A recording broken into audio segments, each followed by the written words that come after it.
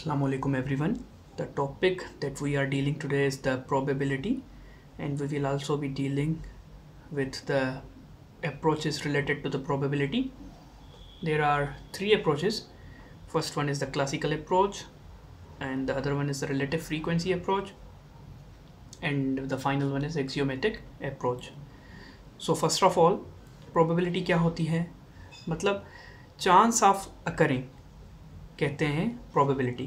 अगर इसकी मैं बेस्ट एग्जांपल लूँ, जैसे हम अगर एक कॉइन टॉस करें तो चांस ऑफ अकरिंग मतलब ये चांसेस क्या हैं कि हेड्स आएगा, या ये चांसेस कितने हैं कि टेल्स आएगा. तो दोनों के कितने चांसेस हैं? 50-50. हम बिफोर टॉस 100% नहीं बता सकते कि भाई हेड्स ही आएगा. 50-50 चांसेस हैं दोनों के, हेड्स के भी और टेल के भी. तो ये जो 50-50 चांस है अकरिंग का किसी भी टॉस में, गेम में या किसी भी एक्सपेरिमेंट में, इसके होने को हम कहते हैं probability. Simply chance of occurring something. इसके लिए 3 अप्रोचेस हैं. जो पहली अप्रोच है हमारी वो है क्लासिकल अप्रोच.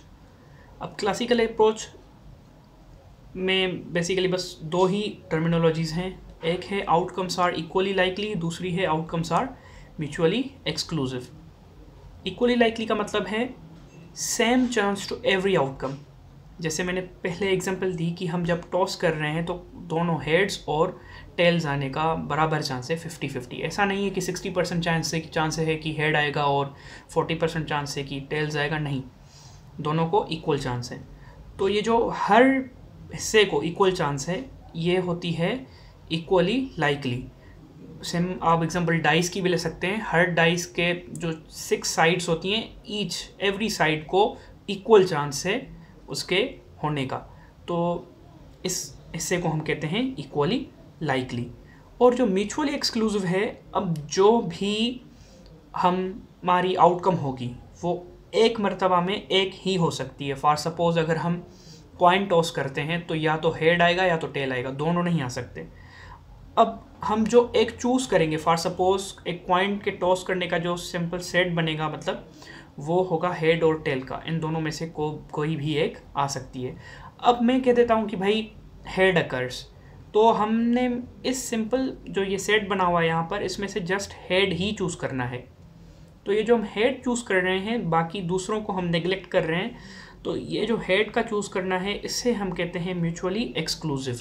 या एक ही अटैम्प्ट में जो पहला आंसर आ रहा है हमारा, मतलब एक मर्तबा में हेड आ रहा है या टेल आ रहा है, तो हम उसे ही चूज़ कर ले रहे हैं, तो वो हमारा हो जाता है म्यूचुअली एक्सक्लूसिव. या किसी भी प्रॉपर सेट में से हम एक कोई सा भी उसकी आउटकम चूज़ कर रहे हैं कि भाई हमें ये चाहिए, तो वो भी म्यूचुअली एक्सक्लूसिव कहलाता है. जब हमारे पास इस किस्म के एग्जांपल सॉल्व करने के लिए आएंगे तो हमारे पास जो फार्मूला है वो है R/N.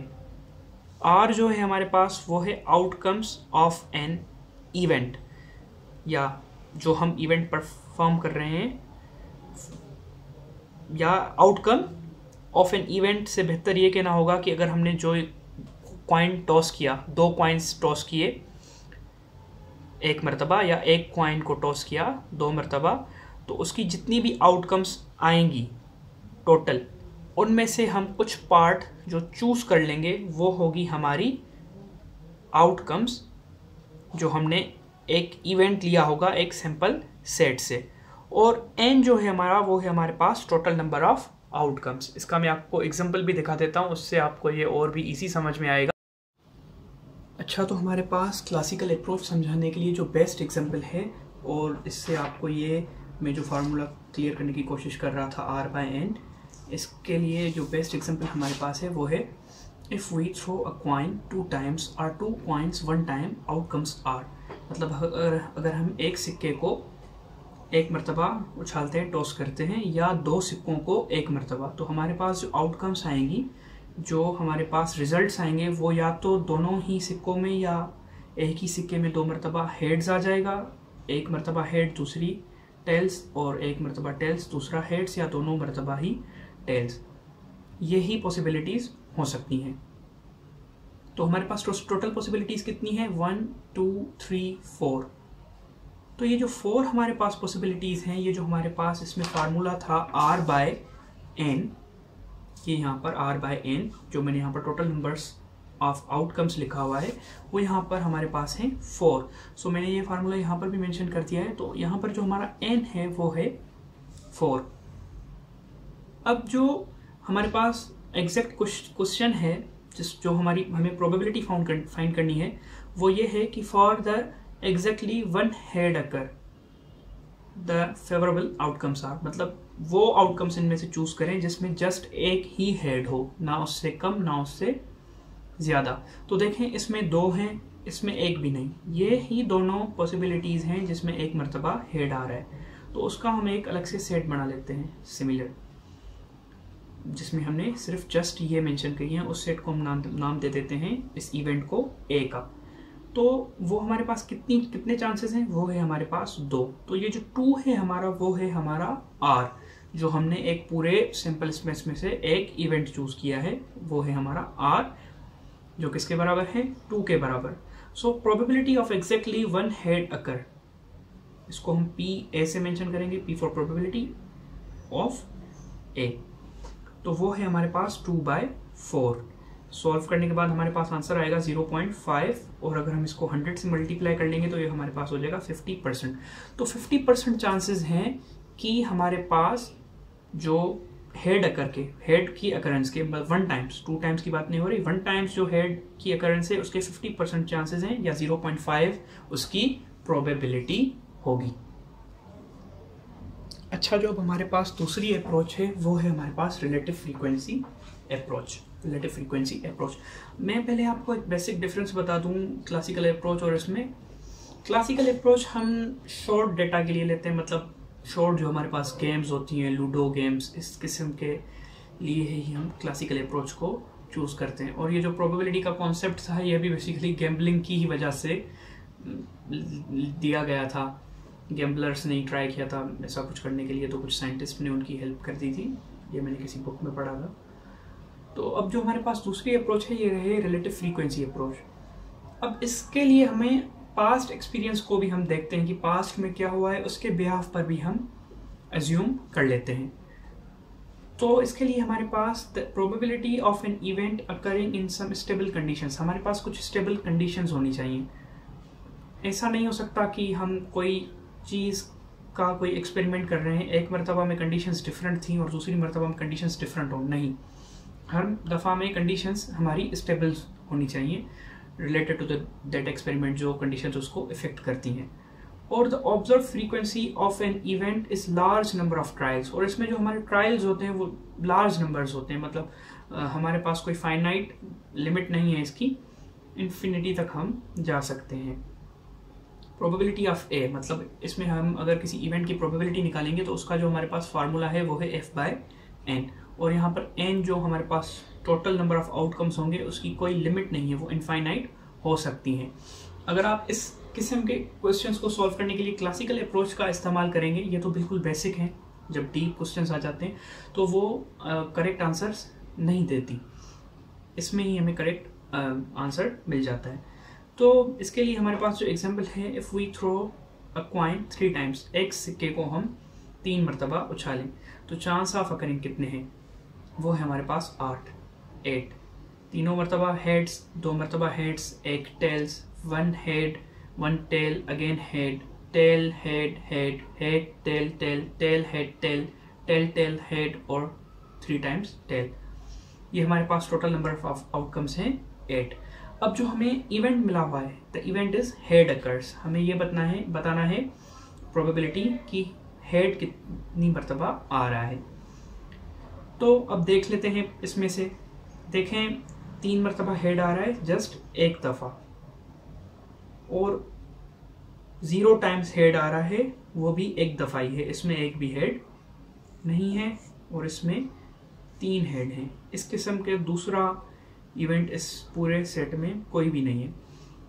तो 0 टाइम्स भी आ रहा है और 1 टाइम्स भी हेड, सॉरी 3 टाइम्स भी हेड आ रहा है। अब 1 टाइम हेड आ रहा है हमारे पास 3 मरतबा, ये देख लें,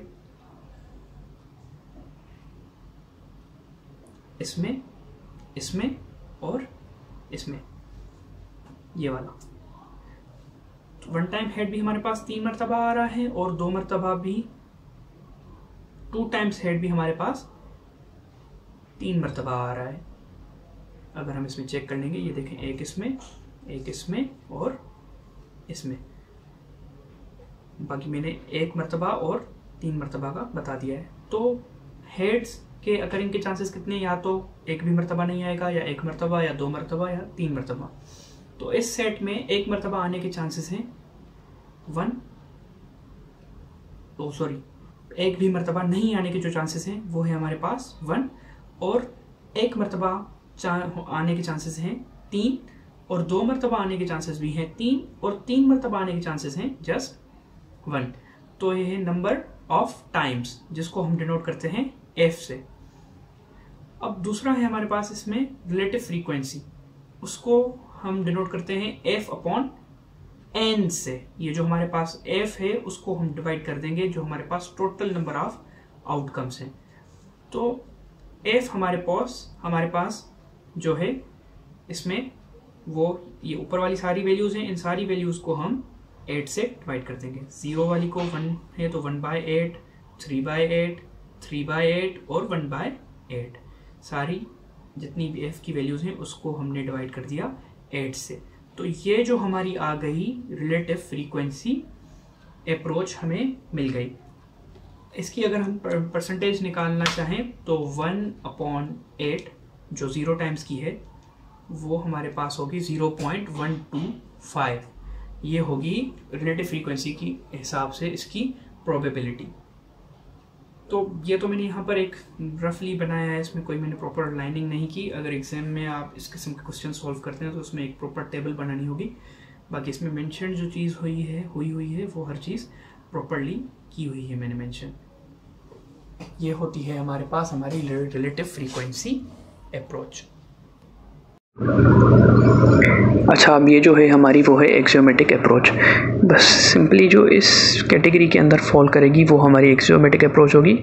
वो हमारी कैटेगरी ये है, the probability of an event ranges from 0 to 1।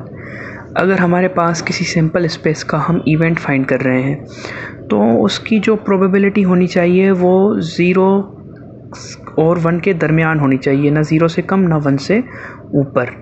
In between 0 and 1 होनी चाहिए उसकी प्रोबेबिलिटी उस इवेंट की, उससे बाहर नहीं। और दूसरा ये कि the probability of entire sample space is 1। और इसी कंडीशन की वजह से जो पूरा सैम्पल स्पेस होगा अगर हम उसकी प्रोबेबिलिटी फाइंड करेंगे तो वो भी 1 ही मिलेगी हमें। So probability of S is equals to 1। That is why the probability of every event lies between 0 and 1। तो एक्सियोमेटिक अप्रोच के हिसाब से जितने भी हमारे पास इवेंट्स आते हैं किसी भी सैम्पल स्पेसेस से, उसकी जो प्रोबेबिलिटी होती है वो लाई करती है 0 से 1 तक। इसका रीज़न ये है क्योंकि जो टोटल पूरा सैम्पल स्पेस है उसकी जो होल प्रोबेबिलिटी है वो ही 1 के बराबर है। तो उसके जो छोटे छोटे पार्ट्स होंगे, मतलब उसके जो इवेंट्स होंगे, तो जाहिर सी बात है वो तो 0 और 1 के दरमियान ही आएंगे, क्योंकि मैक्सिमम जो सैम्पल स्पेस की वैल्यू है उसकी ही प्रोबेबिलिटी जो है वो 1 है।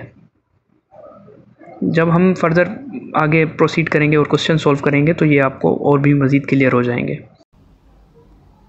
ये येलो वाली लाइन जो है वो ज़्यादा शायद क्लियर नहीं हो रही, इसलिए मैं इसे रीड कर देता हूँ। येलो वाली लाइन है हमारे पास सम लॉज ऑफ प्रोबेबिलिटी, जो हमारी हेडिंग है। सो हमारे पास 3 लॉज हैं बेसिकली प्रोबेबिलिटी के लिए। एक है if A and B are any 2 events. A and B एक मतलब 2 इवेंट्स हैं जो किसी सैम्पल स्पेस से बिलोंग कर रहे हैं। सैम्पल स्पेस में आपको दोनों ही एग्जांपल्स में फ्रीक्वेंसी की अप्रोचेस में बता चुका हूँ। जैसे ये पूरा एक सैम्पल स्पेस है और हेड एक इवेंट है जो इससे बिलोंग कर रहा है।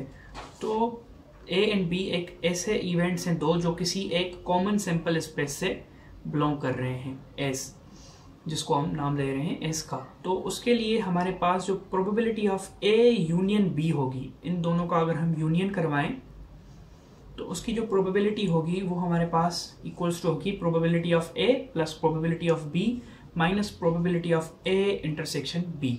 ये उस पर फार्मूला 100% अप्लाई होगा। ये इस प्रोबेबिलिटी का एक सिंपल सा लॉ है। दूसरा है हमारे पास if A and B are mutually exclusive events. उन दोनों की मतलब यूनियन नहीं हो सकती, उनके जितने भी होंगे मेंबर्स वो कॉमन नहीं होंगे, वो म्यूचुअली एक्सक्लूसिव होंगे। तो इस किस्म के जो इवेंट्स हैं होते हैं हमारे पास, उसे हम कहते हैं probability of mutually exclusive events. So A and B, तो इस लॉ के हिसाब से जो हमारे पास ए यूनियन बी की प्रोबेबिलिटी का फार्मूला होगा वो probability of A plus probability of B होगा जस्ट। उसमें हम इंटरसेक्शन से माइनस नहीं करेंगे क्योंकि there will be no any intersection between them. Third law जो हमारे पास है वो बेसिकली है कॉम्प्लीमेंट्री इवेंट्स के से रिलेटेड। मतलब एक है हमारे पास ए इवेंट और दूसरा है हमारे पास ए कॉम्प्लीमेंट। तो इस किस्म का जो होगा कॉम्प्लीमेंट फाइंड करने के लिए हम करते हैं 1 में से माइनस कर लेते हैं प्रोबेबिलिटी ऑफ ए, क्योंकि मैं आपको बता चुका हूँ एक्सियोमेटिक अप्रोच के मुताबिक कि किसी भी सैंपल स्पेस की जो ओवरऑल प्रोबेबिलिटी होती है वो 1 से ज़्यादा नहीं हो सकती। किसी भी सैंपल स्पेस की प्रोबेबिलिटी 1 से ज़्यादा नहीं हो सकती। और जैसा कि आपको मालूम है कि हम जो कॉम्प्लीमेंट फाइंड करते हैं मैथमेटिक्स में, उसमें हमारे पास एक यूनिवर्सल सेट होता है जिसमें से हम माइनस कर देते हैं कोई सा भी सेट, फॉर सपोज ए, तो जो हमें आंसर मिलता है वो होता है हमारा ए कॉम्प्लीमेंट। तो यहाँ पर जो हमारे पास हमारा यूनिवर्सल सेट है वो हमारे पास हमारा सैंपल स्पेस ही होता है। जो हमारा यूनिवर्सल सेट आप उसे एक तरीके से कह सकते हैं, तो उसकी मैक्सिमम वैल्यू होती ही 1 है। तो 1 में से अगर हम किसी भी इवेंट की प्रोबेबिलिटी माइनस कर लेंगे तो वो हमारे पास उस इवेंट का कॉम्प्लीमेंट आ जाएगा। अच्छा, तो अब हम मूव हो रहे हैं क्वेश्चंस की तरफ। अब अभी तक इस वीडियो में हमने जितनी भी टॉपिक्स पढ़ी उससे रिलेटेड जो पॉसिबल कुछ क्वेश्चंस हैं अब वो कर लेते हैं ताकि हमारी कुछ प्रैक्टिस हो जाएगी उसकी वजह से, और ये टॉपिक्स मज़ीद क्लियर हो जाएंगे। तो क्वेश्चन नंबर 1 है हमारे पास, a fair dice is rolled, मतलब एक प्रॉपर डाइस है, उसमें कोई भी नुक्स खामी कुछ भी नहीं है। वो हम चला रहे हैं जैसे सिंपली लूडो वगैरह में हम करते हैं, एक मरतबा कर रहे हैं। You win if the outcome is even और डिविजिबल बाय 3।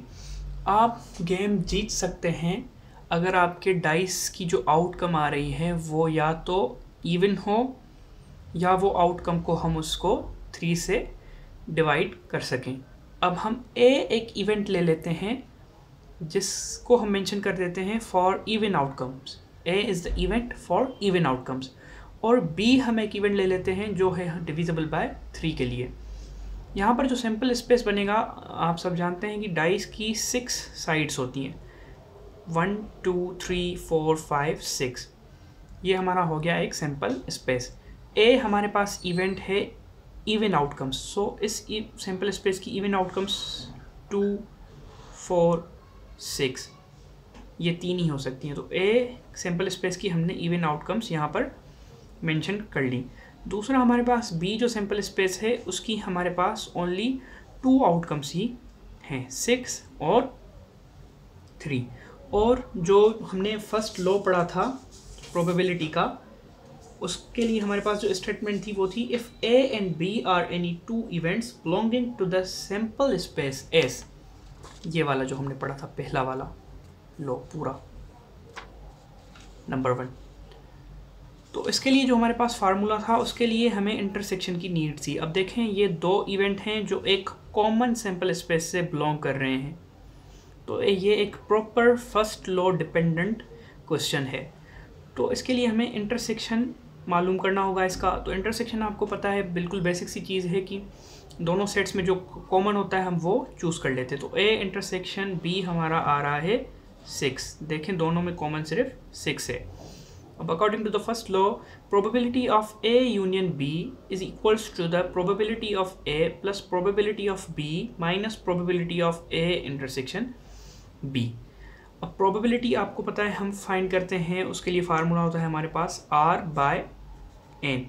आर हमारे पास वो म्यूचुअली एक्सक्लूसिव इवेंट्स होते हैं या चूजन इवेंट्स होते हैं जो हम किसी सबसेट में से लेते हैं। जैसे ए हमारे पास इवेंट है, तो ये ए का जो हमारा आर होगा वो है 3, क्योंकि इसके अंदर 3 मेंबर्स हैं, तो 3। और n हमारे पास होता है total numbers. So r upon n for probability of a is equals to 3/6।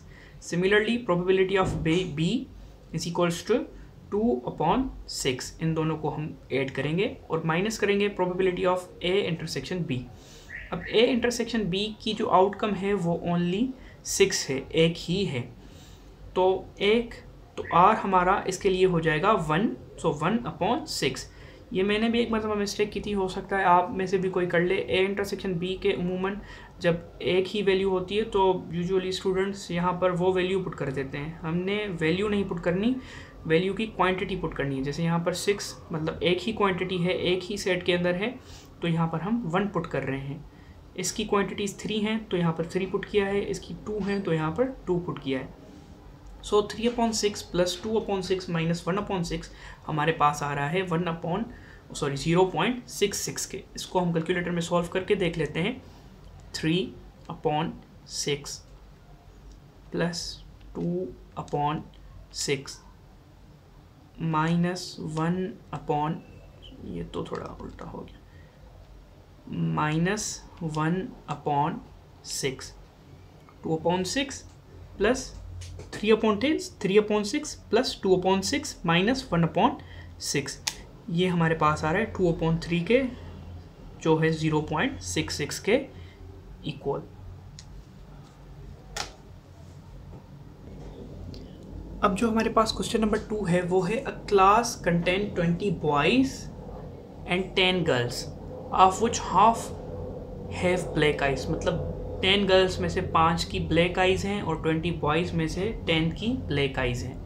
Find the probability that person chosen is the boy और हैज़ ब्लैक आइज़। हमने जो पर्सन चूज़ करना है उसकी प्रोबेबिलिटी ये है या तो वो लड़का हो या उसकी ब्लैक आंखें हों। सो प्रोबेबिलिटी ऑफ ए, मतलब ए हम जो इवेंट ले रहे हैं वो पर्सन इज़ अ बॉय, उसकी प्रोबेबिलिटी कितनी है 20/30। अब यहाँ पर हमारे पास देखें n है 30। वो इसलिए क्योंकि 20 और 10 दी हुई हैं यहाँ पर गर्ल्स और 20 बॉयज़, टोटल हो रहे हैं 30, इसलिए यहाँ पर हम n पुट कर रहे हैं 30। और a हमारे पास जो इवेंट है वो है ओनली बॉयज़ के लिए, मतलब पर्सन इज़ अ बॉय।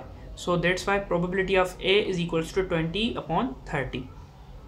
और दूसरा है person b is equals to person with black eyes. b हम कंसिडर कर रहे हैं वो पर्सन जिनकी ब्लैक आँखें हैं। अब आपको पता है कि इस कंडीशन में से जो हाफ हैं लड़के उनकी भी ब्लैक आइज़ हैं और हाफ जो लड़कियां हैं उनकी भी ब्लैक आइज़ हैं। तो 20 में से 10 और 10 में से 5 हाफ ले लेंगे तो ये टोटल हो जाएगा हमारे पास 15। 10 प्लस 5, हाफ लड़कों की ब्लैक आँखें तो 20 में से हो जाएंगे 10 लड़के, 5 लड़कियों की, 5 गर्ल्स की ब्लैक आँखें तो आइज़, तो 10 में से हो जाएगा 5। तो 10 प्लस 5 इज इक्वल्स टू 15। तो पर्सन ब्लैक आइज़ की जो हमारे पास प्रोबेबिलिटी है वो है हमारे पास 15/30। Probability of B is equals to 15/30। अब ये भी देखें सिमिलर ही फर्स्ट लॉ के ही इवेंट में ये फॉल कर रहा है क्योंकि यहाँ पर देखें 2 इवेंट्स हैं जो एक सेम सैम्पल सेट से बिलोंग कर रहे हैं। तो इंटरसेक्शन जो हमारे पास होगा वो होगा ब्लैक आँखों के हिसाब से।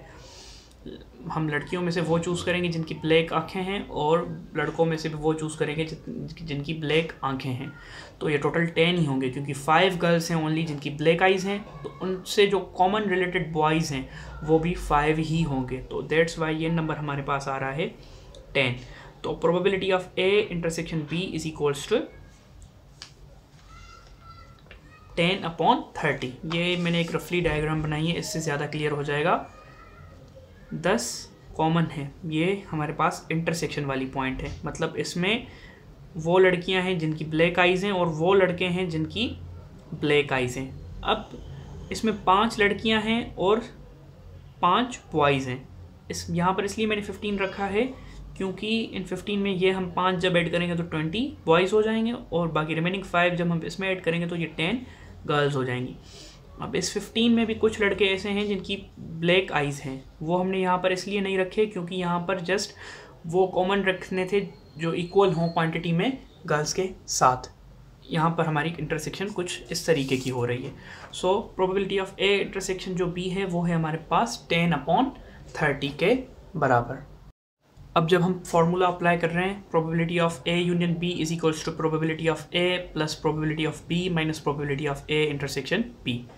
ए थी हमारे पास 2/20/30, बी का था हमारे पास 15/30 और ए इंटरसेक्शन बी का था हमारे पास 10/30 उसकी प्रोबेबिलिटी। इसको जब हमने सॉल्व किया तो हमारे पास आंसर आ गया 0.83। तो इस क्वेश्चन की जो हमारे पास प्रोबेबिलिटी है कि जो हम पर्सन चूज़ करेंगे वो या तो लड़का होगा या ब्लैक आइज़ वाला, इस क्वेश्चन के तहत उसकी प्रोबेबिलिटी है हमारे पास 0.83। So moving to the next question. अब जो हमारे पास थर्ड क्वेश्चन है वो है if the probability of left handed in the class is 0.05। जो लेफ्ट हैंडेड स्टूडेंट्स हैं उनकी जो क्लास में प्रोबेबिलिटी है वो है 0.05। सो क्वेश्चन है what is the probability of right handed students. अब इसकी अगर इस 0.05 को अगर हम 100 से मल्टीप्लाई करेंगे ये हमारे पास आ जाएगा 5%। नॉर्मली हम जो टोटल परसेंटेज लेते हैं वो लेते हैं 100%। तो इस 100% में से सिंपली अगर हम ये 5% माइनस कर लेंगे जो हमारे पास आंसर आएगा वो आएगा 95%। इसको अगर हम 100 से डिवाइड कर लेंगे तो हमारे पास 0.95 आ जाएगा जो होगी हमारी प्रोबेबिलिटी। ये एक मतलब सिंपल तरीका हो गया इस क्वेश्चन को सॉल्व करने का विदाउट एनी रूल और समथिंग। लेकिन ये देखें कि ये क्वेश्चन फॉलो कर रहा है हमारे पास थर्ड लॉ में जो था हमारे पास कॉम्प्लीमेंट वाला। ये जो हमारे पास थर्ड नंबर है ये क्वेश्चन इसमें ही फॉल कर रहा है। तो यहाँ पर देखें हमने सिंपली क्या किया है, मैंने उस लॉ के तहत आपको बताया था कि और एक्सियोमेटिक अप्रोच के हिसाब से भी कि कोई सा भी जो सैम्पल स्पेस होता है उसकी जो टोटल प्रोबेबिलिटी होती है एक सैम्पल स्पेस की वो इक्वल होती है 1 के। अब लेफ़्ट हैंडेड को हम कंसीडर कर लेते हैं ए इवेंट के बराबर, A is equals to left handed और ए कॉम्प्लीमेंट हुए हैं हमारे पास राइट हैंडेड का। तो probability of A complement find करने का तरीका था 1 माइनस प्रोबेबिलिटी ऑफ ए हमारे पास है 0.05। सो 1 माइनस 0.05 इज इक्वल्स टू 0.95। वही सिमिलर आंसर आ गया। ये आंसर मैंने जो ये सारा सॉल्व किया है ये जस्ट प्रूफ के लिए था कि हमने जिस तरीके से सॉल्व किया वो तरीका भी ठीक था, लेकिन जो एग्जाम में वैलिड पैटर्न होगा वो ये होगा, ये जो रेड पेन से मैंने मार्कर से लिखा हुआ है यहाँ पर, क्योंकि हमने लॉज के तहत ही चलना है, क्योंकि हम प्रोबेबिलिटी फाइंड करने हैं तो उसके रूल्स और रेगुलेशंस हमने फॉलो करने होंगे। अब जो हमारे पास क्वेश्चन नंबर 4 है वो है in a class of 100 student, 100 students की क्लास है in which 54 studies maths, 54 maths पढ़ रहे हैं, 69 स्टैटिस्टिक्स पढ़ रहे हैं और 35 ऐसे स्टूडेंट्स हैं जो दोनों सब्जेक्ट्स को पढ़ रहे हैं, डील कर रहे हैं। तो हमारे पास जो प्रोबेबिलिटी फाइंड करने के लिए क्वेश्चन है, if we select any student at random, कोई भी हम स्टूडेंट चूज़ कर लें randomly, find the probability. 3 conditions दी हुई हैं, द स्टूडेंट टेक मैथ और स्टैट्स। पहली हमारे पास जो कंडीशन है वो ये है स्टूडेंट या तो मैथ्स ले रहा है या तो स्टूडेंट्स स्टैट्स ले रहा है, दोनों में से कोई सा भी एक चूज़ कर रहा है। दूसरी जो हमारे पास प्रोबेबिलिटी है वो है the student does not take either of these subjects, student कोई भी सब्जेक्ट नहीं ले रहा। तीसरी है हमारे पास the student take stats but not maths, statistics ले रहा है लेकिन मैथ्स वो चूज़ नहीं कर रहा। ये है हमारे पास थर्ड प्रोबेबिलिटी जो हमें चूज़ करनी है, थर्ड कंडीशन। सो स्टार्ट करते हैं हम अपनी पहली कंडीशन से जो है द स्टूडेंट टेक्स मैथ और स्टैट्स, दोनों में से कोई सा भी एक चूज़ कर रहा है। अब पहली कंडीशन के लिए जो हमारे पास डेटा है n, मतलब टोटल नंबर ऑफ स्टूडेंट्स हैं हमारे पास 100, मैथ्स जो पढ़ रहे हैं उसकी नंबर है 54, स्टेट्स जो पढ़ रहे हैं उनके नंबर्स हैं 69 और जो दोनों पढ़ रहे हैं वो है 35। अब ये दोनों जो पढ़ रहे हैं वो ज़रूर ऐसे स्टूडेंट्स होंगे जो कॉमन हैं दोनों सब्जेक्ट्स में, तो इसको 35 को हम ले लेते हैं एम इंटरसेक्शन एस, क्योंकि ये वो स्टूडेंट्स हैं जो मैथ्स भी पढ़ रहे हैं और स्टेटिस्टिक्स भी पढ़ रहे हैं। इसीलिए 35 जो हमारे पास है वो है हमारे पास एम इंटरसेक्शन एस। और हमारे पास जो पहली कंडीशन है हमारी नंबर 1 वो है द स्टूडेंट टेक मैथ और स्टेटिस्टिक्स। स्टूडेंट या तो मैथ ले रहा है या तो स्टेटिस्टिक्स ले रहा है। तो यहाँ पर अप्लाई तो हमारा फर्स्ट लॉ ही हो रहा है, लेकिन यहाँ पर सिंपल बेसिक लॉजिक भी लग रही है कि हमने वो स्टूडेंट चूज़ करना है जो या तो मैथ पढ़ रहा है या तो स्टेट्स पढ़ रहा है, दोनों में से कोई सा भी एक पढ़ रहा है, दोनों नहीं ले रहा वो। तो जो कॉमन वाले हैं ये 35 जो दोनों पढ़ रहे हैं, सिंपली इन दोनों को ऐड करके ये अगर हम माइनस कर लेंगे तो हमें वो वैल्यूज़ मिल जाएंगी। तो हम लॉ के तहत ही चलते हैं, अपनी कोई भी असम्पशन नहीं लगाते, लेकिन अगर हम यहाँ पर ये आइडिया डील करेंगे कि इन दोनों को ऐड कर लेंगे और इनको माइनस कर लेंगे तो बेसिकली यही लॉ ही बन जाएगा as it is. So probability of M union S, क्योंकि यहाँ पर M for maths S for statistics, यहाँ पर ए और बी हम नहीं मेंशन कर रहे, इंस्टेड ऑफ ए और B we are using M and S, M for maths, S for statistics. So probability of M union S is equals to probability of M plus probability of S minus probability of M intersection S, according to the first law that we studied. इस law की मैं बात कर रहा हूँ, ये पहला वाला जो लिखा हुआ है यहाँ पर। सो प्रोबेबिलिटी ऑफ एम हमारे पास है 54/100, टोटल हैं 100, मैथ्स के स्टूडेंट्स हैं 54, so 54/100। Statistics 69/100, of which we have to minus the intersection -35/100। तो हमारे पास जो आंसर आ रहा है वो है 0.88। अब मैं आपको एक डायग्राम दिखा रहा हूँ जिससे आपको नेक्स्ट जो हमारा सॉल्व करने वाले हैं इसका पार्ट वो भी आसानी से समझ में आ जाएगा आपको, और ये जो हमने अभी तक किया ये भी आपको क्लियर हो जाएगा। अब इसमें आप क्लियरली देख रहे हैं कि मैंने मैथ्स की जगह पर 19 मेंशन किया हुआ है। अब ये वो बच्चे हैं जो सिर्फ मैथ्स पढ़ रहे हैं, 34 ऐसे हैं जो सिर्फ स्टैटिस्टिक्स पढ़ रहे हैं, और यहाँ पर देखें मैंने इंटरसेक्शन का सिंबल मेंशन किया है और 35 लिखा है जो कॉमन पढ़ रहे हैं। अब इस 35 और 19 को प्लस करेंगे तो आपके पास टोटल बनेगा 54।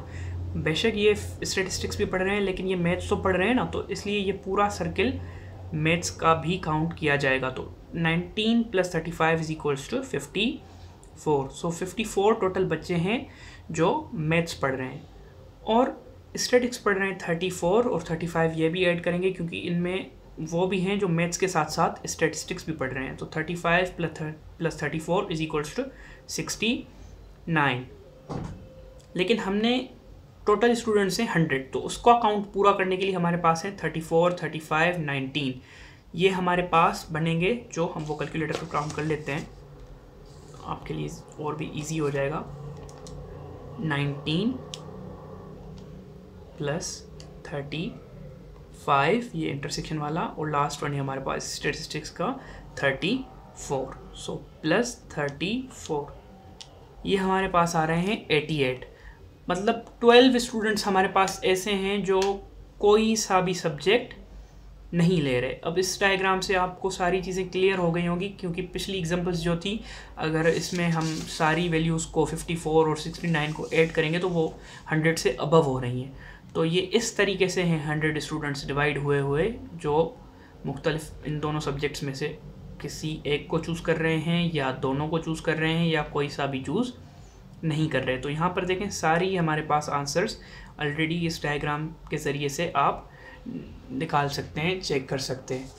सो moving to the next part जो हमारा है, सो हमारे पास जो दूसरा था वो है the student does not take either of the subjects. Student दोनों में से कोई सा भी सब्जेक्ट नहीं ले रहा। जो मैंने इस डायग्राम के बेहाफ पर मैंने आपको ऑलरेडी बता दिया था कि वो 12 स्टूडेंट्स होंगे प्रॉपर एक कैलकुलेशन करके।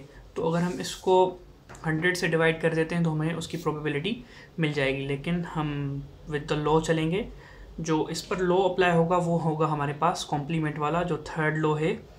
अब इसमें एम यूनियन एस दोनों स्टूडेंट्स ले लेंगे, हम यूनियन ले लेंगे उनकी और उसका कॉम्प्लीमेंट निकालेंगे, ताकि कॉम्प्लीमेंट आपको पता है कि जो सारे सिमिलर होते हैं, सैम्पल इससे स्पेस से बिलोंग करते हैं, मतलब जो टोटल 100 हैं हमारे पास, इनमें से अगर हम वो सारे स्टूडेंट्स माइनस कर लें जो स्टेट्स पढ़ रहे हैं और मैथ्स भी पढ़ रहे हैं, स्टेट्स भी पढ़ रहे हैं एस और मैथ्स भी पढ़ रहे हैं, वो सारे माइनस कर लें तो हमारे पास जो रिमेनिंग स्टूडेंट्स होंगे वो वही होंगे जो कोई सा भी सब्जेक्ट नहीं ले रहे।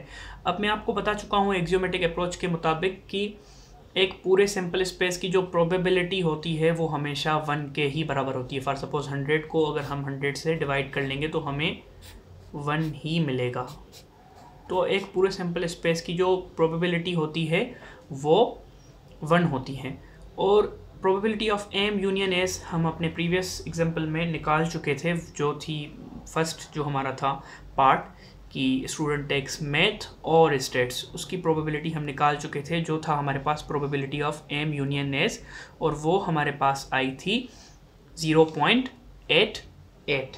हमारे पास वो प्रोबेबिलिटी शो हुई थी। सो 1 माइनस 0.88 इज इक्वल्स टू 0.12। ये हो गया हमारा पहला पार्ट। मैं आपको वो प्रोबेबिलिटी दिखा भी देता हूँ जो हमने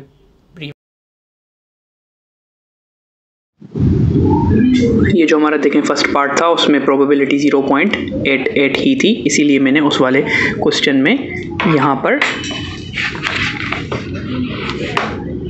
0.88 में से मैंने 0.88 को 1 में से माइनस किया था, जो हमारे पास आंसर आ गया 0.12। तो हमारे पास जो सेकंड पार्ट था उसकी जो प्रोबेबिलिटी है वो है 0.12। तो अब हम मूव हो रहे हैं अपने थर्ड क्वेश्चन की तरफ, मतलब इस क्वेश्चन का जो थर्ड पार्ट है। जो इस क्वेश्चन का हमारा थर्ड पार्ट था वो है हमारे पास the student takes stats but not mathematics. Maths नहीं ले रहे वो सारे ही स्टूडेंट्स जो हैं वो स्टेटिस्टिक्स ले रहे हैं। तो इसमें ये जो डायग्राम मैंने आपको पहले भी दिखाई थी ये हेल्पफुल होगी बहुत। अब यहाँ पर आप देख सकते हैं कि ये जो सर्किल है मैथ्स वाला, ये 35 और ये 19 ऐड करेंगे तो ये 54 होंगे। ये 54 वो सारे स्टूडेंट्स हैं जो मैथ्स पढ़ रहे हैं, लेकिन इनमें कुछ स्टूडेंट्स ऐसे भी हैं जो स्टैटिस्टिक्स भी पढ़ रहे हैं, क्योंकि ये बीच वाला जो हिस्सा है ये इंटरसेक्शन का है। तो ये जो सेंटर वाला हिस्सा है ये इस स्टैटिस्टिक्स के सर्किल का भी हिस्सा है। यहाँ पर ये 34 स्टूडेंट्स ये बिल्कुल वो हैं जो सिर्फ स्टैटिस्टिक्स पढ़ रहे हैं, मैथ्स नहीं पढ़ रहे। लेकिन उनको डिफरेंशिएट करने के लिए हमने ये जो इंटरसेक्शन वाला पार्ट है वो सारा काटना पड़ेगा। मतलब हमने जस्ट ये जो अब मैं ये जो डार्क कर रहा हूँ ना सर्किल, ये कुछ मून की तरह बन गया जो हाफ मून होता है। तो ये जो हिस्सा है जस्ट हमने ये लेना है इस टोटल 69 में से।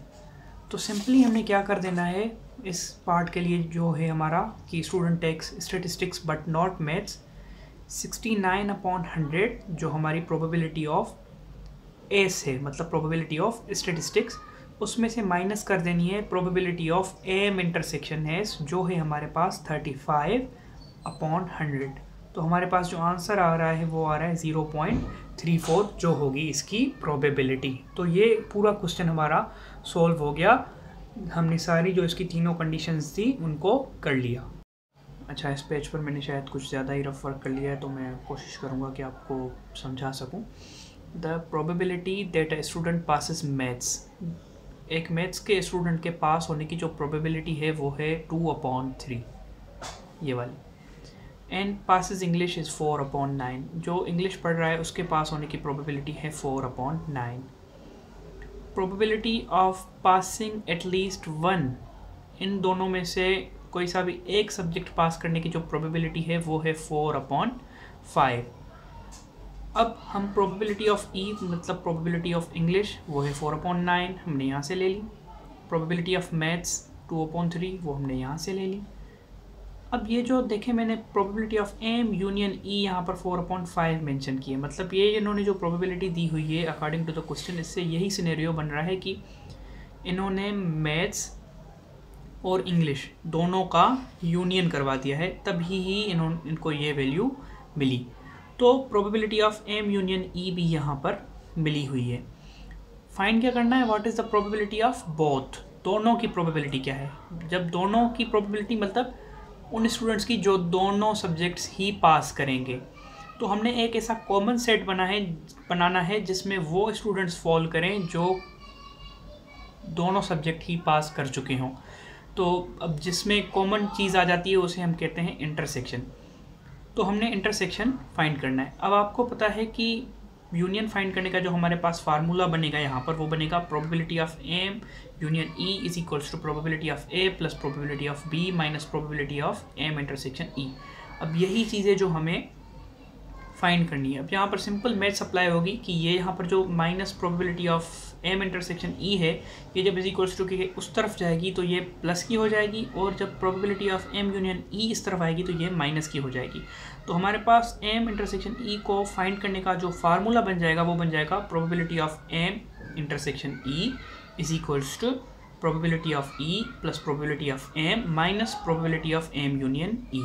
अब सिंपली हम वैल्यूज पुट करते जाएंगे। प्रोबेबिलिटी ऑफ ई का वैल्यू 4/9 यहाँ पर रख लिया, प्रोबेबिलिटी ऑफ एम का वैल्यू 2/3 यहाँ पर रख लिया, प्रोबेबिलिटी ऑफ एम यूनियन ई का वैल्यू 4/5 यहाँ पर कर लिया। इसको जब हमने सॉल्व किया, इन दोनों को प्लस किया और इनमें से ये माइनस कर लिया, तो हमारे पास आ गया 14/5। इसकी अगर आप पॉइंट्स वाली वैल्यूज जानना चाहते हैं तो वो है हमारे पास 0.311। तो ये हो गया हमारा क्वेश्चन सॉल्व। अब हम मूव हो रहे हैं अपने नेक्स्ट क्वेश्चन की तरफ। अच्छा, जो अब ये हमारे पास क्वेश्चन है वो है a shipment of 7 TV sets. 7 TV sets मतलब एक जगह पर कहीं स्टॉक में आ रहे हैं और उनमें कंटेन 2 डिफेक्टिव सेट्स। उनमें 2 सेट्स ऐसे हैं जो ख़राब हैं। Hotel makes random purchase. अब एक होटल आ रहा है वहाँ पर, मतलब होटल की तरफ से कुछ मेंबर्स आ रहे हैं और वो वहाँ से टीवी सेट्स परचेज़ कर रहे हैं, उन्हें उनकी नीड है होटल में। तो they make a random purchase of 3 TV sets. उनको 3 टीवी सेट्स की नीड है, तो वो 3 टीवी सेट्स रैंडमली उनमें से चूज़ कर रहे हैं। तो अब हमें ये चूज़ करना है what is the probability of defective sets. अब वो जो 3 रैंडमली चूज़ करेंगे तो पॉसिबल है कि उसमें कुछ डिफेक्टिव भी आ जाएं, क्योंकि वो एक साथ ही पड़े हुए हैं। तो हमने ये फाइंड करनी है कि जो डिफेक्टिव सेट्स हैं उनके आने की क्या पॉसिबिलिटी है। N total number of sets है हमारे पास 7। आर मतलब जो हमारी साइज़ ऑफ सिलेक्शन है, जो हमने ख़रीदने हैं, जो हमने लेने हैं, इससे ना बढ़ सकते हैं ना कम, वो हैं 3। Defective sets non defective sets, ऐसे सेट्स जो बिल्कुल ठीक हैं, वो हैं 5 और डिफेक्टिव हैं हमारे पास 2। अब यहाँ पर हम कॉम्बिनेशन का फार्मूला यूज़ करेंगे, क्योंकि यहाँ पर जो सिनेरियो है वो थोड़ा डिफरेंट है और कॉम्बिनेशन का फार्मूला मैं एक्सप्लेन नहीं करने वाला, जस्ट बताऊँगा कि वो कैसे पुट करते हैं, क्या है वो मैं नहीं कर रहा एक्सप्लेन, क्योंकि इस लेवल पर आपको वो पता होना चाहिए कि कॉम्बिनेशन का फार्मूला क्या होता है। इस फार्मूला में सिंपली हम मैथमेटिक्स का एक कॉम्बिनेशन का फार्मूला है वो हम यहाँ पर अप्लाई करते हैं। उसको अप्लाई करने के लिए हमें साइंटिफिक कैलकुलेटर की नीड होती है। पहले हम कंडीशंस बना लेते हैं। तो जो हमारे पास पहली कंडीशन होगी वो ये होगी कि हम सारे ही जो सेट्स हैं वो ठीक वाले लेते हैं। मतलब ये इसकी क्या प्रोबेबिलिटी है कि एक भी डिफेक्टिव सेट ना आए। तो डिफेक्टिव सेट जो हम चूज़ करेंगे वो होगा 0। 2 कॉम्बिनेशन 0। टोटल हम ऊपर रखते हैं, मिडिल में कॉम्बिनेशन सिंबल, देन जितनी हम चॉइस लेते हैं वो उसके नीचे रखते हैं। तो अभी हम जो चूज़ कर रहे हैं वो 0 हैं, तो यहाँ पर हमने 0 पुट कर लिया। अब 5 जो सेट्स हैं वो नॉन डिफेक्टिव हैं, कॉम्बिनेशन की अगेन सिंबल। अब 5 में से हमने 3 ही सिलेक्ट करने, क्योंकि 3 ही हमारी साइज़ है टोटल, तो यहाँ पर हमने 3 पुट कर लिया। और अपॉन में जो हम इसके रखते हैं वो होता है टोटल जितना n है combination size of selection, n हमारा 7 है तो 7 कॉम्बिनेशन साइज़ ऑफ सिलेक्शन मतलब r, वो है हमारे पास 3, ये इज इक्वल्स टू है 35 के। अब ये कैसे फाइंड करते हैं, आप साइंटिफिक कैलकुलेटर लेंगे, 7 कॉम्बिनेशन 3 निकालना है, सिंपली 7 टाइप करेंगे, शिफ्ट डिवीजन की सिंबल को प्रेस करेंगे तो यहाँ पर C आ जाएगा हमारा कॉम्बिनेशन। अब यहाँ पर 7 कॉम्बिनेशन 3 कर रहे हैं, ये जो हमारा 35 है वो मैं बता रहा हूँ कि कैसे आया, ये वाला 7 कॉम्बिनेशन 3 इज इक्वल्स टू 35, तो 7 कॉम्बिनेशन हमने पुट कर लिया। अब यहाँ पर 3 टाइप करना है, इज इक्वल्स टू, ये देखें वैल्यू जो हमारे पास आ गई वो है 35। आई होप कि आपको ये कैलकुलेटर में नज़र आ रही होगी। तो इसी तरीके से हमने ये वैल्यू यहाँ पर अपॉन वाली 35 पुट की। अब 2 कॉम्बिनेशन 0 हम फाइंड कर रहे हैं, तो हमने 2 प्रेस किया, अगेन शिफ्ट डिवीजन 0, ये हमारे पास 1 के बराबर आया। अब देख रहे हैं ये दोनों ब्रैकेट्स आपस में मल्टीप्लाई हो रही हैं, तो इस ब्रैकेट का आंसर जो है वो है 1। अब इसका निकाल रहे हैं जो है हमारे पास 5 combination 3, so 5 shift division 3 is equals to 10, तो इसका 1 आया और इस ब्रैकेट का आंसर आया हमारे पास 10, so 1 into 10 is equals to 10। So final हमारे पास जो आंसर आ रहा है वो है 10/35। अब जब 10/35 को हम कैलकुलेटर में सॉल्व करेंगे, 10/35 वो हमारे पास आ रहा है 2/7 के। 2/7 की अगर हम पॉइंट्स वाली फॉर्म में चेक करेंगे तो वो होगा 0.286। ये हो गया हमारा पहली कंडीशन की जो प्रोबेबिलिटी है कि हम सारे सही सेट्स लेंगे, कोई भी गलत सेट नहीं आएगा, तो उसकी ये प्रोबेबिलिटी है 0.286। अब हम दूसरी कंडीशन ये ले रहे हैं कि हम एक डिफेक्टिव सेट ले रहे हैं, ओनली 1 डिफेक्टिव सेट, और 2 हम सही सेट्स लेंगे। अब 1 डिफेक्टिव ले रहे हैं और 2 ठीक वाले क्यों ले रहे हैं, क्योंकि हमारे पास साइज़ ऑफ सिलेक्शन 3 है, 3 से एक्सीड हम नहीं कर सकते। एक अगर डिफेक्टिव आएगा तो 2 ठीक आएंगे। तो सिमिलरली ये देखें, जस्ट यहाँ पर वैल्यूज़ की चेंजिंग है, 2 कॉम्बिनेशन 0 था प्रीवियस में, यहाँ पर 2 कॉम्बिनेशन 1 है। प्रीवियस में 5 कॉम्बिनेशन 3 था, यहाँ पर 5 कॉम्बिनेशन 2 है। मैं यहाँ पर कॉम्बिनेशन की सिंबल देना भूल गया हूँ, वो दे देता हूँ। सिमिलरली कैलकुलेटर में उसी तरीके से पुट करेंगे, आपके पास आंसर आ जाएगा 0.571 आंसर आ गया आपके पास। अब हमारे पास थर्ड वन जो है उसमें हम दोनों डिफेक्टिव सेट्स ले रहे हैं। अब जब 2 डिफेक्टिव सेट लेंगे तो हमें एक सही वाला सेट लेना पड़ेगा, जो कि हमारा, क्योंकि हमारे पास जो साइज़ ऑफ सिलेक्शन है वो 3 है। तो ये लास्ट वन मैं आपको करके दिखा देता हूँ, क्योंकि आपकी एक बार और प्रैक्टिस हो जाएगी। तो 2 कॉम्बिनेशन विथ 2, सो 2 प्रेस किया हमने, शिफ्ट डिवीजन अगेन 2, इसका आंसर आ गया हमारे पास 1। ये मेरा फ़र्क कर रहा हूँ यहाँ पर जस्ट आपको समझाने के लिए, आपने ये फेयर वर्क में कभी भी नहीं करना। पहली ब्रैकेट का आंसर आ गया हमारे पास 1। अब 1 मल्टीप्लाई होगा हमारे पास इस ब्रैकेट के आंसर से, वो चेक कर लेते हैं। 5 shift combination with 1 is equals to 5।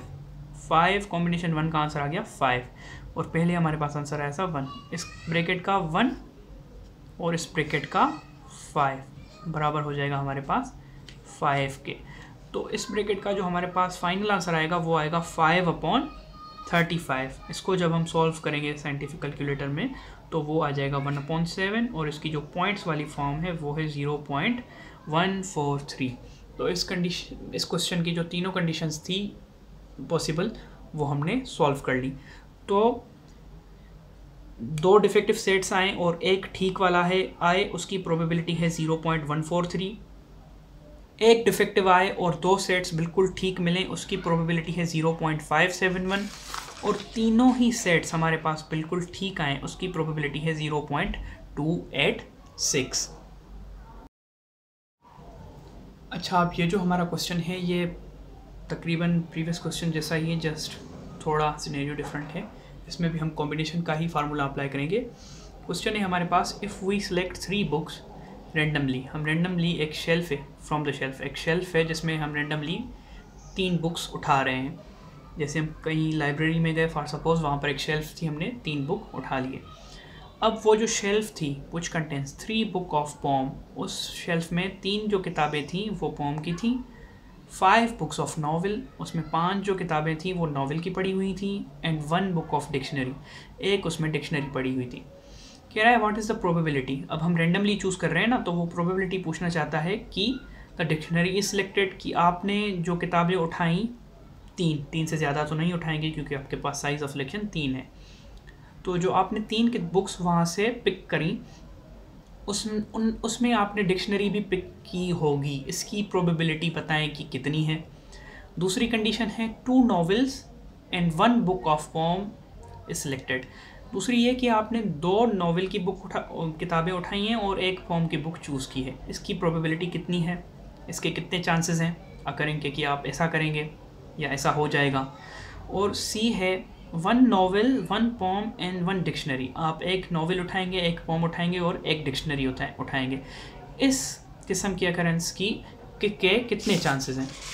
तो पहली जो हमारे पास अकरेंस है कि द डिक्शनरी इज सिलेक्टेड, उसके लिए हम पहली कंडीशन में हमारे पास जो n मतलब नॉवेल हमारे पास हैं 5, पोम हमारे पास है 3, डिक्शनरी हमारे पास है 1, टोटल बुक्स हैं 9 उस शेल्फ के अंदर। अब हमने ये बताना है कि जो हम बुक्स चूज़ कर रहे हैं वो हमारे पास उसमें एक डिक्शनरी है। R है हमारे पास साइज ऑफ सिलेक्शन, वो है 3। तो सेम फार्मूला, अब हम डिक्शनरी चूज़ कर रहे हैं तो डिक्शनरी हमारे पास कितनी है देखें 1, तो एक डिक्शनरी में से ही हम एक चूज़ कर सकते हैं ना, तो हम 1 कॉम्बिनेशन विथ 1 लगाएंगे जो कि हमारे पास आंसर आएगा 1। और यहाँ पर देखें मैंने 8 कॉम्बिनेशन विथ 2 लगाया है, उसका रीज़न ये है क्योंकि ये तो हमने डिक्शनरी चूज़ कर ली, बाकी की जो रिमेनिंग बुक्स होंगी वो हम इन 8 बुक्स 5 और 3 कितने हैं 8, इन 8 बुक्स में से ही लेंगे, इससे बाहर नहीं ले सकते। तो 8 बुक्स में से हमने कितनी लेनी है 2, क्योंकि एक हमने डिक्शनरी ले ली है। ये चॉइस जितनी भी हमारी हो रही हैं ये रेंडमली हैं। तो 8 कॉम्बिनेशन 2 हम यहाँ पर देख लेते हैं, 8 शिफ्ट डिवीजन 2, इसका आंसर आ रहा है 8 कॉम्बिनेशन 2 का 28। और ये 84 हमने लिया है 9 कॉम्बिनेशन 3 से, क्योंकि टोटल हमारे पास 9 है, जो हमारा है टोटल 9 और R हमारे पास है 3। तो प्रीवियस की तरह अपॉन में हम टोटल और साइज़ का कॉम्बिनेशन लेते हैं, उसे हम अपॉन वाली वैल्यू में पुट कर देते हैं, तो वो हमारे पास आ रहा है 84। अब मैं सारी वैल्यूज़ कैलकुलेटर में नहीं दिखाऊंगा क्योंकि अब मैं आपको पैटर्न बता चुका हूँ कि कैलकुलेटर में कैसे सॉल्व करते हैं। मैं यहाँ पर एक मरतबा लिख भी देता हूँ, आप वो नंबर प्रेस करेंगे जो आपने ऊपर लिखा होगा फर्स्ट ऑफ ऑल, वो नंबर प्रेस करने के बाद, जैसे यहाँ पर 1 है तो आप 1 प्रेस कर देंगे, वो नंबर प्रेस करने के बाद आप शिफ्ट प्रेस करेंगे, शिफ्ट प्रेस करने के बाद आप डिवीज़न की सिंबल को प्रेस करेंगे क्योंकि उससे ही कॉम्बिनेशन की सिंबल कैलकुलेटर में अपीयर होती हैं। और डिवीज़न के सिंबल को प्रेस करने के बाद जो नीचे वाला नंबर होगा बिलो द C, इस C के नीचे, वो आप लिख लेंगे। तो कैलकुलेटर में कुछ इस किस्म की अपीयरेंस आ जाएगी 1, सॉरी ये गलत लिख लिया, 1C1, इस किस्म की अपीयरेंस आ जाएगी। अब मैं ये जो बात बता रहा हूँ ये बेसिकली रिलेटेड है कैसीओ के कैलकुलेटर से। तो मुख्तलिफ़ कैलकुलेटर्स में हो सकता है कि कॉम्बिनेशन की जो सिंबल हो वो मुख्तलिफ़ तरीके से आए। एनीवे, तो हमने इनका जब सॉल्यूशन किया तो वो आंसर आ गया हमारे पास 0.33। अब एक चीज़ जो और आपने ख्याल रखना है, वो आपने इंडिविजुअली वैल्यूज़ पहले ये फाइंड करेंगे, वो अलग से आप पुट कर लेंगे। फॉर सपोज़ इसका आंसर हमारे पास 1 कॉम्बिनेशन 1 का 1 आया, तो आप ऐसे 1 लिख लेंगे। नेक्स्ट स्टेप में मैंने यहाँ पर स्टेप्स को थोड़ा शॉर्ट किया हुआ है। फिर 8 कॉम्बिनेशन 2 का जैसे हमारे पास आंसर आया था 28, तो यहाँ पर आप मल्टीप्लाई बाय 28 लिख लेंगे, अपॉन फिर करेंगे 84, ये स्टेप करेंगे, ये इज इक्वल्स हमारे हो जाएगा 28 अपॉन 84 के। इसको जब आप कैलकुलेटर 28 अपॉन 84 को कैलकुलेटर में सॉल्व करेंगे तो आपके पास आ जाएगा 0.33। ये सारे वैल्यूज़ अगर आप डायरेक्टली पुट करेंगे तो हाई चांसेस हैं कि आपका एरर आ जाए, और कभी कभी एरर आंसर देगा लेकिन वो गलत होगा। कभी कभी तो आपको कैलकुलेटर आंसर ही नहीं देगा, सिस्टमेटिक एरर शो कर देगा, तो आपका टाइम वेस्ट होगा। तो बेहतर होगा कि आप सारी वैल्यूज़ इंडिविजुअली पुट करते जाएं और स्टेप वाइज चलें। तो पहला यही स्टेप्स आप फॉलो करेंगे तो पहले का आंसर आपके पास आ गया 0.33। अब दूसरी जो हमारे पास कंडीशन है वो है कि हमने एक पॉम लेनी है और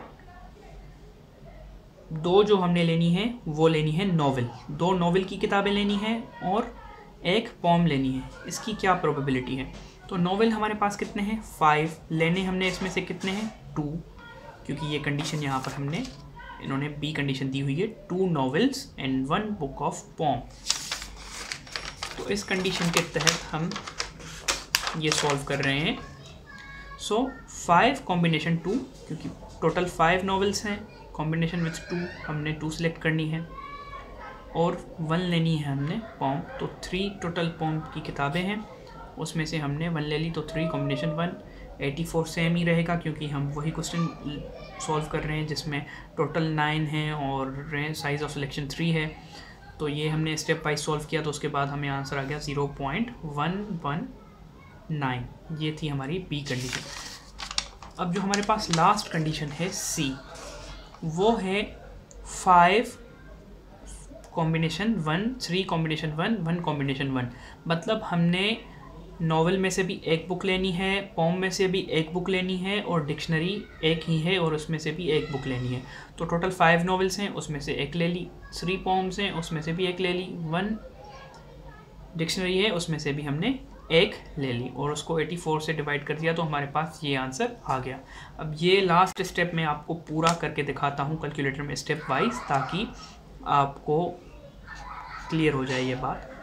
तो 5 शिफ्ट कॉम्बिनेशन की सिंबल आ गई 1, ये हमारे पास आ गया इक्वल्स टू 5 के, तो हमने यहाँ पर लिख लिया 5 मल्टीप्लिकेशन की सिंबल। फिर 3 कॉम्बिनेशन 1 भी हमारा 3 ही होगा, 1 से वही आता है, मैं आपको यहाँ पर करके भी दिखा देता हूँ। 3 कॉम्बिनेशन 1 इज इक्वल्स टू 3, तो 5 इंटू 3, और 1 कॉम्बिनेशन 1 भी 3 ही होता है अपॉन 84। ये वैल्यू आपके बराबर हो जाएगी 5 इंटू 3 15, 5 इंटू 3 15 इंटू 1 15, तो ये होगा हमारा 15 अपॉन 84। अब जब आप कैलकुलेटर में 15 अपॉन 84 को पुट करेंगे तो आपके पास वैल्यू आ जाएगी 0.178 यही हमारा फाइनल आंसर है और यही हमारा लास्ट क्वेश्चन था आज का जो हमने सॉल्व कर लिया। थैंक यू और प्लीज़ इस चैनल को सब्सक्राइब कर दें। व्यूज़ तो आ रहे हैं काफ़ी सारे लेकिन सब्सक्रिप्शन उतनी नहीं। Thanks for your support.